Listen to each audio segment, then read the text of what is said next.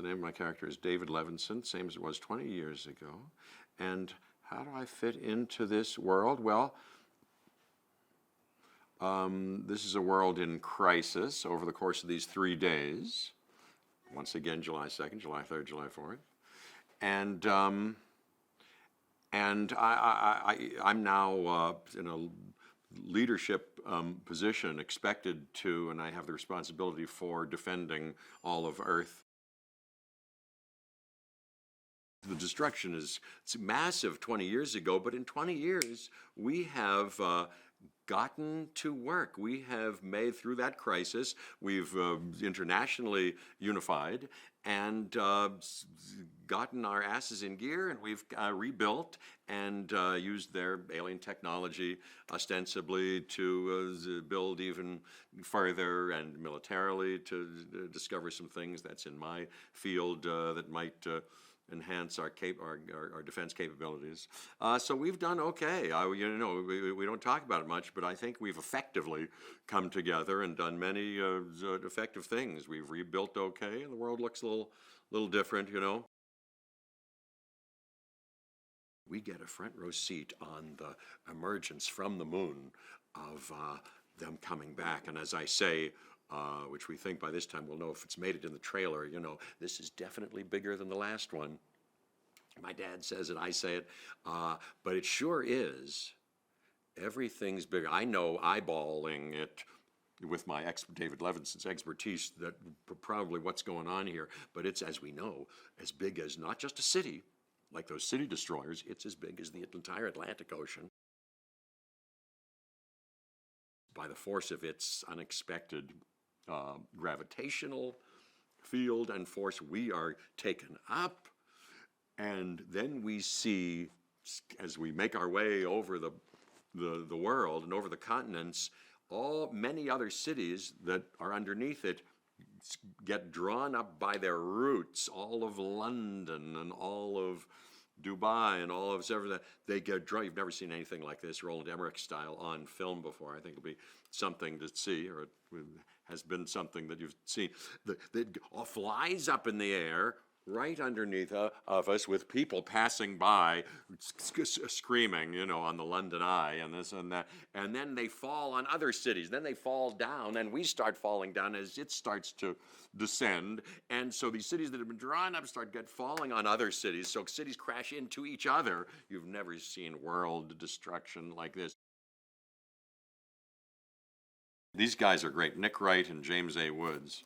Fantastic. What an unusual, unique, and fantastic little collaborative working situation. Roland is wonderful. I'll tell you about him, but he's basically a force of nature, a very impressive, brilliant guy, and force of nature who, by sheer will and passion, is making this thing a most amazing display. And collaborating with these writers and everybody else on his team, he collects top-notch, spectacular people, and people of real sweetness, too.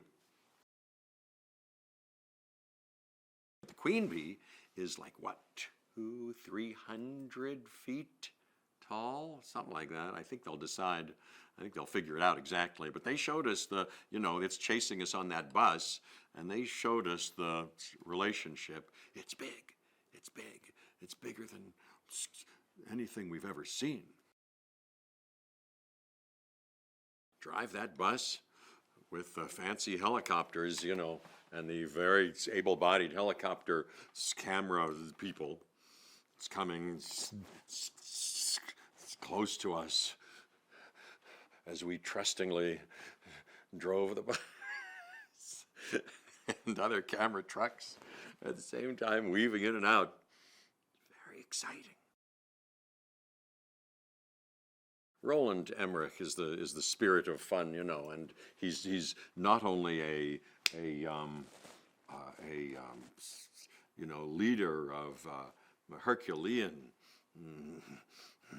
powers, but he's an angel of fun, and he has a great sense of humor and likes to laugh, and is a deeply loving, sweet, kind, a lovely person. that moon scene, that was fun. That was fun. Well, Liam Hemsworth is particularly great, you know, and we had a blast on that. I like our relationship in the movie. It's kind of familial and deep, you know, and sweet and fun. And he, in fact, is a spectacular guy that I just adore. He's a lot of fun. We had a lot of laughs together, and a lot of fun. He's deeply kind, deeply sweet, and wise, and it's wonderfully talented. I think, in my mind, we had more fun on this one, the two of us, than we did on the last one. I think we found ourselves being moved and touched. We were reading scenes from Death of a Salesman, which he did somewhere. I wish I'd seen it. And he had stories to tell about Arthur Miller.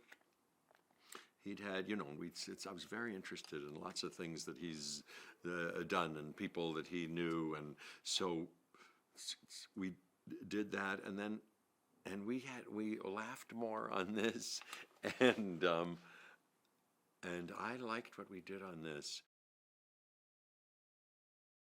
The emerging, unexpected, and surprising, and delicious, and delightful collaboration with Dean Devlin and Roland Emmerich as we kept doing the movie, and Dean would say, "Hey, I know what you could say, but say that. Hey, that's a good idea." Blah, blah, blah, blah. And we had a kind of thrill and excitement in enhancing our little part. Oh, I think in that thing when we went up in our little improvisatory with me and the great Will Smith, that was fun.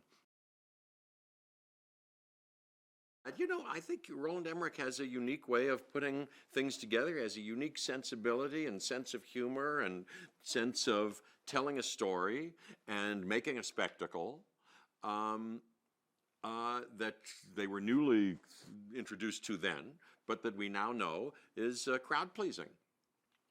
He knows how to connect with a lot of people and tell them a rip-roaring good story.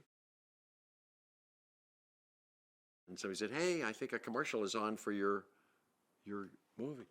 And I went, "Oh, I haven't seen this." And I think I saw that White House exploding, and it was something. I know that it's very lucky to get a chance to keep acting over the course of a longer time, like I have, on interesting things, working with interesting people who are kind to you, who get interesting actors, the best actors, and you know, it's Bill Pullman and Judd Hirsch and Charlotte Gainsbourg, you know,